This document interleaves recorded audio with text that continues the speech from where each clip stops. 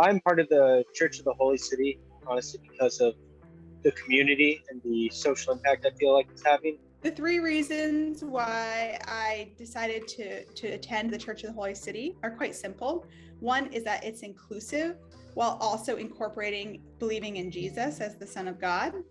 The second is that the insights of Swedenborg, I think, really bring in some additional perspectives that allow us to see into the spiritual realm and translate that to what we're seeing in the Bible. And the third thing is the discussions. I've always wanted a church that has discussions where you don't have to have all the same opinions. I heard, Rich talk a little bit about the mission of the church and, ideas around spiritual entrepreneurship. And that was really exciting to me. And I just liked the vibe of the community. So I came back. I'm not that worried about things like the afterlife, but I do think about how I should live my life in a way that advances humanity. The idea that there are many spiritual paths to the realm beyond. We believe that we have found a special way, but Swedenborgianism honors the truths that are embodied in other great faiths. Church of the Holy City is a really unique community where you can have these conversations about difficult topics like politics, like race, and still be very respectful. The future should be about how we can connect with each other at a very deep level. I believe that we all have a purpose to build God's kingdom on earth, whatever that looks like, whether it's in their jobs or starting something new or even caring for their families, but it's very purposeful. And so it's about bringing meaning and purpose back to church. Our church and churches that will exist in the future will have to take on the responsibility of healing humanity, not just telling people what they should do or not do, but really evaluating trauma, listening to people, and being a space that asks, what does the church need to be, right?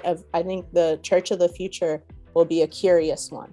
When we make change, we do not simply throw away the old institutions, we reform them rather than discarding them. And so in that spirit, I want to see us preserve as much as we can of the values and traditions of the church and somehow repurpose them for a new setting. I want to kind of have this space where we can talk about issues like poverty and civil rights and women's rights and creating peace. Now it's kind of setting down some new taproots with this generation so that those can grow in the way they need to grow into the 21st century. Having communities that help and encourage spiritual growth for whatever way that looks like for each individual, I think is really important. Building community and